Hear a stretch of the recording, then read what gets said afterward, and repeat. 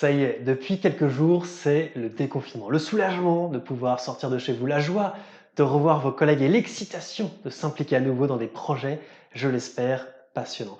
Mais peut-être aussi le stress de la reprise, la fatigue d'après-confinement ou encore l'angoisse face à la maladie toujours présente.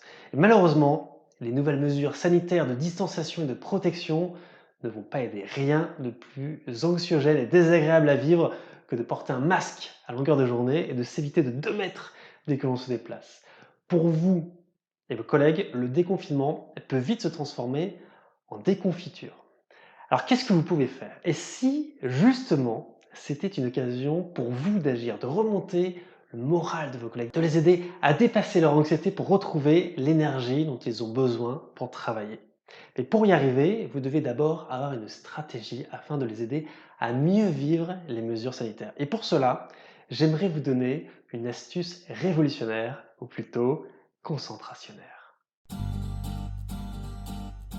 Avez-vous déjà vu le film La vie est belle? Vous savez, ce film où un papa cache à son fils qu'il sent en camp de concentration en lui faisant croire que tout ceci n'est qu'un immense grand jeu avec plein de défis. Ah, les voilà, ça y est, c'est l'autre. Là, on sera un petit peu serré, mais ça ira bien. Josué. C'est pas beau et ça pue ici. Je veux pas rester, je veux aller avec maman. Oh oui, d'accord, on ira la retrouver. J'ai faim. On va manger bientôt. Et puis ils sont méchants, ils font que crier les gens. Et ils crient parce que le premier prix c'est un tank, tu comprends? Alors ça fait envie à tout le monde, alors ils sont obligés d'être durs. Maman, quand est-ce que je pourrai la voir? Et quand on aura fini le jeu, hein? Et quand il finit le jeu? On a besoin de faire 1000 points, voilà. Le premier qui arrive à faire 1000 points gagne un vrai char d'assaut.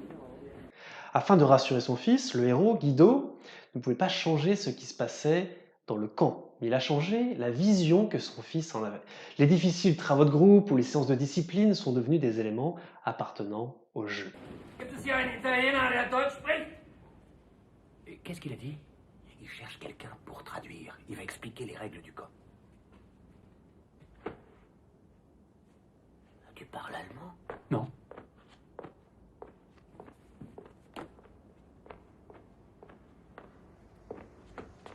Alles hören, ich sage das nur einmal.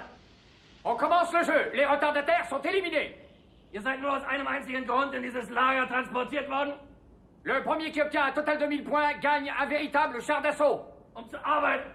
Sacré Vénard. Jeder versucht der Sabotage und am Bau des Großdeutschen Reiches teilzunehmen. Nous, on joue le rôle des très très méchants qui aboient sans arrêt et qui donnent des ordres en hurlant. Ceux qui ont peur perdent des points. Il fallait chaque jour réussir un défi, gagner des points afin de remporter la partie, car après tout, il n'y a rien de plus amusant. Et on a vite fait de perdre des points parce qu'on a faim. Pas plus tard qu'hier, j'ai moi-même perdu 40 points parce que j'avais cassé les pieds à tout le monde pendant 1 heure pour avoir de la marmelade. À la confiture d'abricot. Noch etwas. Et lui, à la fraise.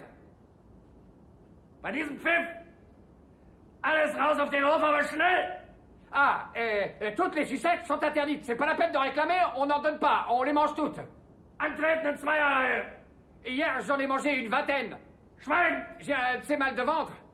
Jeden Morgen. Mais je me suis régalé. Isabelle, ça a valu le coup. Ce que cela peut nous apprendre, c'est que notre imagination est formidable pour nous aider à transformer un réel parfois un peu morne en une fantaisie beaucoup plus colorée. Et que lorsque l'on change la perception que l'on se fait de notre vie, il est possible de trouver des ressources insoupçonnées. Et si vous pouviez utiliser les mêmes astuces pour aider vos collègues à surmonter la situation difficile du retour au travail, ce qu'il vous faut, c'est entraîner vos collègues à voir dans les nouvelles règles sanitaires une occasion de jeu. Vos collègues doivent porter des masques, faites-en une occasion de vous déguiser en dessinant dessus et en rajoutant des petits accessoires.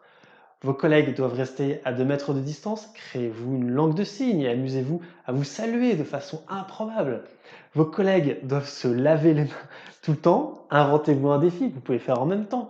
Par exemple, écrire sur un tableau près du lavabo. À chaque fois qu'une personne va se laver les mains, elle ajoute un mot à celle d'avant afin que ça forme une phrase puis une histoire en essayant de rendre tout ça un peu loufoque. Et grâce à ce genre d'action, vous déplacerez l'attention de vos collègues.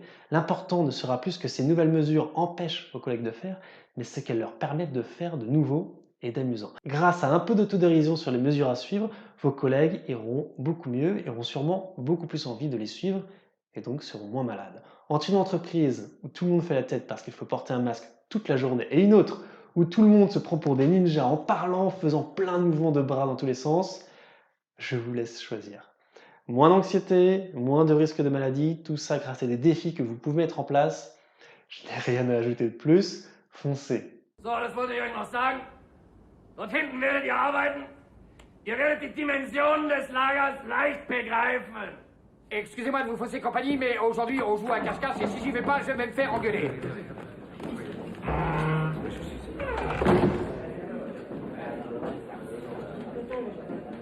Et si jamais vous réussissez à faire adopter la stratégie de Guido à vos collègues, alors il se peut que comme son fils, à la fin vous puissiez remporter un grand prix, non pas le char d'assaut premier dans le film, mais une équipe capable de surmonter, grâce à l'humour, les plus grandes difficultés.